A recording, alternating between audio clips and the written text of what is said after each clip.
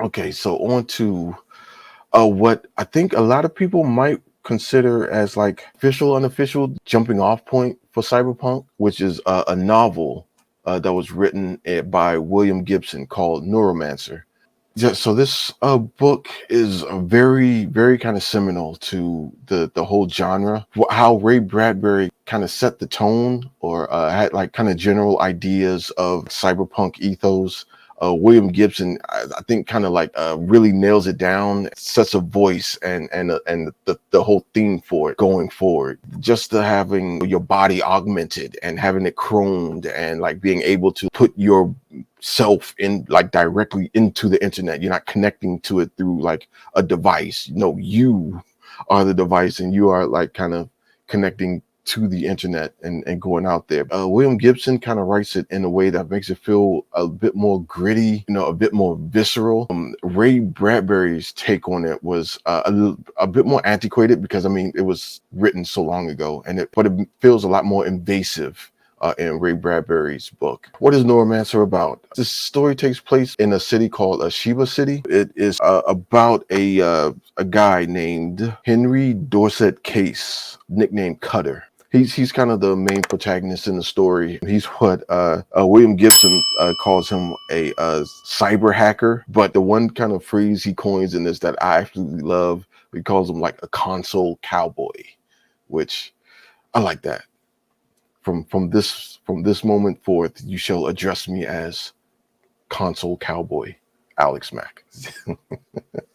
In the story, if I get this right, it's been a minute since I read it. Let me see if I can get the gist of this. So Case is he's a hacker, he's a cyber hacker or whatever, but he was infected by like a virus, not like a computer virus, say, but like an actual virus that kind of prevents him from like jacking into the web or somehow something like that.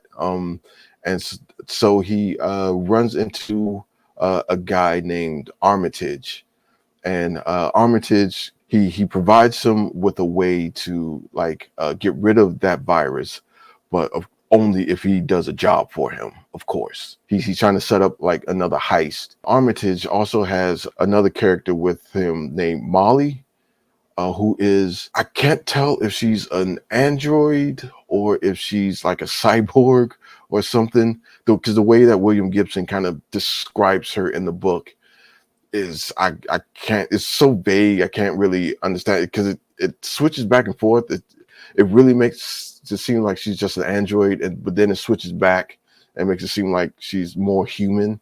And that's kind of like that's going to be a running theme in this, like the kind of like the vagueness that everything is kind of described in. But I don't know, because the way she's written, I think she's just a badass chick that's chromed.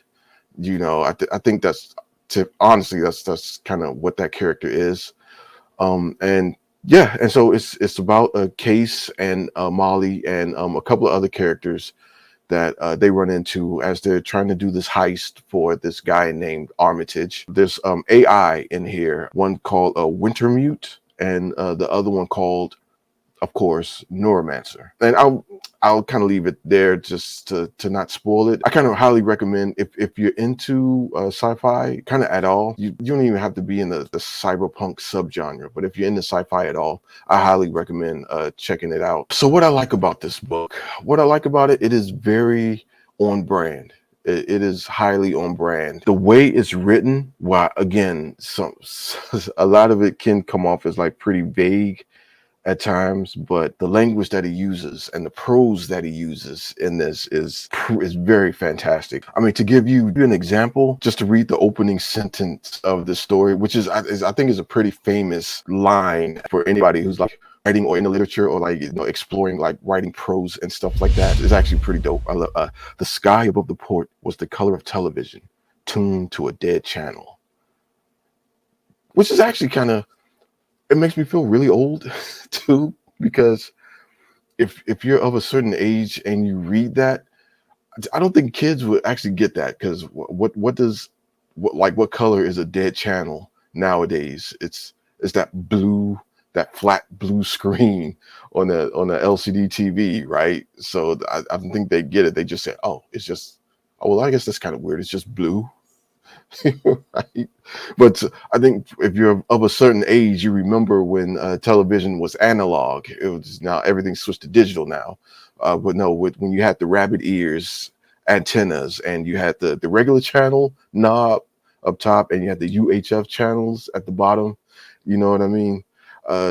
Yeah, I'm that old because I definitely remember that. I remember the snow the snow channels right there, and that's kind of like what William Gibson is hitting at there. You know, that snowy kind of cloudy, garbled channel that's not broadcasting back in analog.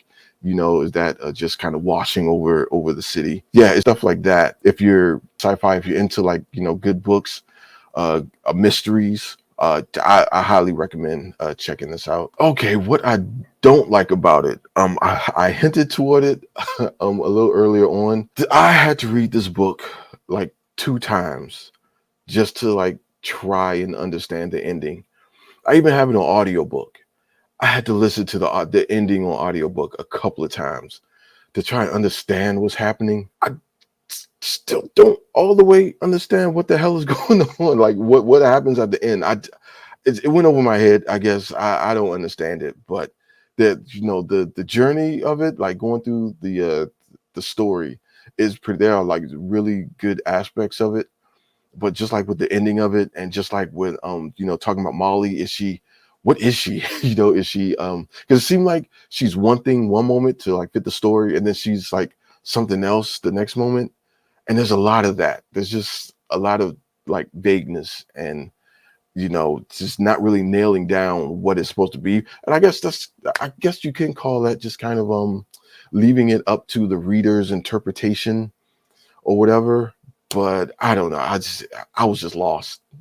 I ain't gonna lie. That there was a couple of times I was just kind of lost, and I kept having to like go back. She's like, okay, wait, what happened? I'm kind of lost. I got to go back like a chapter or something. But yeah, and I kind of felt bad. It's like, okay, I'm not the sharpest brand of weed in the dispensary, so I mean, maybe I'm just not catching it, But like going back and seeing other people review this on YouTube, they're all kind of saying the same thing. So I'm not the only one. Like I'm not crazy, or I'm not just missing the point. Yeah, and it's same with everybody else who reviews this.